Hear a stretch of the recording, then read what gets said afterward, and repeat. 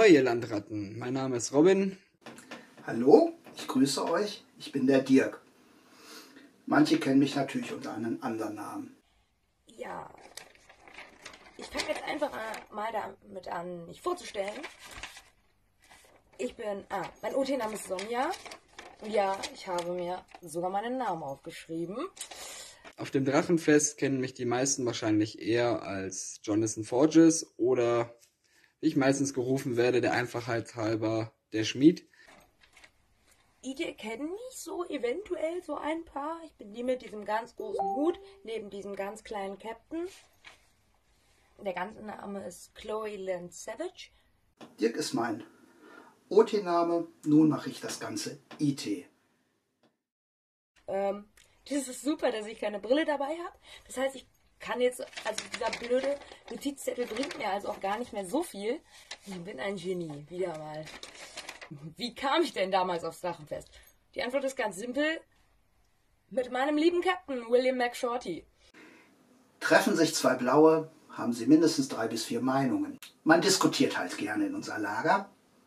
Und ich weiß noch, der gute selige 314 hat daraus ein Spiel gemacht. Er hat gesagt, immer wenn es eine Wegediskussion gibt zwischen Blaue, musst du einen Becher voll Bier haben oder andere alkoholische Getränke und darauf anstoßen, damit es nicht zu einer trockenen Diskussion führt. Nun ja, das finde ich ist ein schöner Brauch. Mein Captain ist halt Shorty, William McShorty, ganzer Name, großer Name, kleiner Mann, kann man sich merken. Jedenfalls bat sie mich, mit ein paar anderen Leuten das Rote Lager zu infiltrieren und die Torwache irgendwie auszuschalten, das Tor zu knacken. Und das war bei meinem 2. Jahr, ich war also noch quasi Anfänger, war schon eine kleine Herausforderung. Eigentlich war ich auch nur Anhang der Gruppe und irgendwie hat unser Alibi nicht so geklappt, wie es von der eigentlichen Leiterin dieses, ich sag mal, als Projekt geplant war, hat es nicht geklappt und dann habe ich ganz kurzerhand die Führung übernommen und wusste selber gar nicht, wie ich auf diese selten dämliche Idee gekommen bin, da selber was zu machen, aber ich habe es dann geschafft, uns in dieses Lager hineinzulabern und habe mit meiner Redegewandtheit, die man gerade nicht so sehr sieht, es auch wirklich geschafft, dass wir unauffällig uns in dem Lager so lange aufhalten konnten, bis unser geheimes Zeichen kam, und zwar, es ist gut, ein Franzose zu sein. Ja, dann habe ich mit den Leuten, mit denen ich mich da reingeschlichen habe, die Torwache ausgeschaltet und es war ein Bild für die Drachen, als wir das Tor aufmachten, das gesamte blaue Heer vor uns stand und einfach nur verwirrt geguckt hat, wieso das Tor aufgeht. Sie haben wahrscheinlich mit einem Ausfall oder so etwas gerechnet und wir mussten sie wirklich anbrüllen und anpeitschen und haben gerufen, hey Leute, wir haben für euch aufgemacht, kommt rein. Und sie haben es wohl im ersten Moment für eine Falle gehalten. Das war für mich ein sehr, sehr schöner Moment. Ja, warum ich immer wieder komme? Ich glaube, manchmal fragt sich das Chloe auch. Nicht nur manchmal, sehr oft leider. Und rein pragmatisch wäre die Antwort einfach, ja, weil der Blau mich ruft. Ist ja logisch. Das sind eigentlich die schönen Sachen des Lagers, die Lebensfreude, die Spontanität, die mich manchmal auch wirklich zum Verzweifeln bringt. Und manchmal denke ich, was stellen die Blauen nun wieder an? Nun ja, aber trotzdem komme ich jedes Jahr gerne wieder her. Und ich liebe immer noch dieses Gesocks, obwohl mich manchmal die Blauen mich auch wirklich zur Verzweiflung bringen.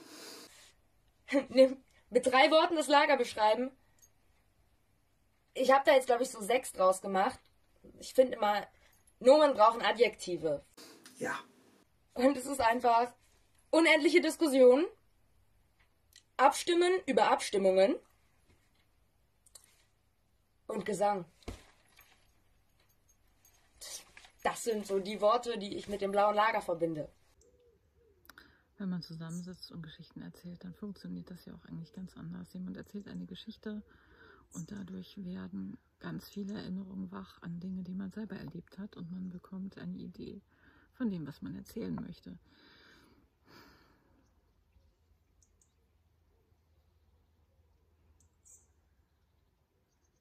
Und ich stehe jetzt vor diesem Riesenwerk an Erinnerungen und es ist so viel, dass es mir schwerfällt, das zu sortieren.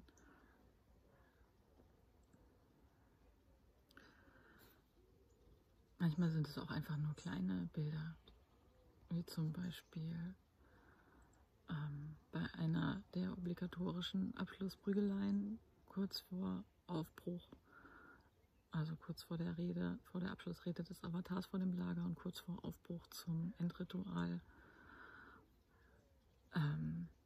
in der Trevor von der City Watch damals noch ein Ticket an Wolfgrim ausgeschrieben hat für ausnehmend schlechtes Tanzen und Wolfgrim es sich im Vorbeitanzen schnappte und aufaß, was mein Sohn übrigens irgendwann danach nachgemacht hat, inklusive runterschlucken. Ja, wegen all diesen Kleinigkeiten liebe ich einfach das blaue Lager und jetzt jeden einzelnen aufzuzählen, das bringt überhaupt nichts. Dazu gibt es einfach zu viele tolle Menschen bei uns im Lager. Außerdem müsste ich dann auch genauso die ganzen Mitspieler aus anderen Lagern grüßen. Ohne die wären wir Blaue ja auch nicht das, was wir waren. Ich meine, oder was wir sind. Was sollen wir schon alleine auf dem Drachenfest? Ne? Wenn es nur wir Blauen wären, dann wäre es ja auch langweilig.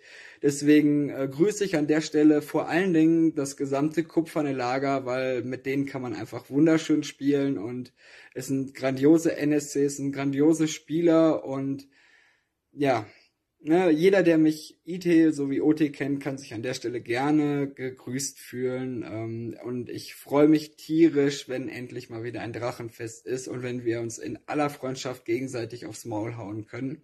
Weil das fehlt mir dieses Jahr wirklich sehr. Oh ja, oh ja, oh ja. Die Liste mit den Leuten, die ich gerne grüßen möchte, ist länger als, glaube ich, der Rest. Es ist so ein bisschen wie bei einer Oscarverleihung, also so kam ich mir zumindest vor, als ich das vorgelesen habe, als ich das niedergeschrieben habe. Aber gut. Also zuerst mal meine Crew. Dann einmal Miramel, Askia, ja, dann John. Ja, dann die Unsinkbar 5, die ganze Crew von der Mademoiselle nun mal halt. Ja, Cat. Ohne Cat wäre ich nicht beim Anker, liebe Cat. Wenn wir schon beim Anker sind, natürlich Brego. Ja, Frieda und Norek. Und ja, letztendlich grüße ich noch alle, die ich vergessen habe. Ich möchte keinen vergessen, aber sonst hätte ich hier so eine Liste. So, ich danke noch Mama, Papa, ich danke allen. Man kennt das ja. Liebe Grüße an alle raus. Darauf, dass wir uns nächstes Jahr fit, gesund, munter und mit noch mehr Elan wiedersehen. Und ich hoffe auch, dass ich euch nächstes Jahr wiedersehe, wenn wir wieder für unseren blauen Drachen streiten. Deswegen sage ich euch, genießt eure Freiheit. Bereut nichts, was ihr tut, aber nehmt immer die Verantwortung dafür auf.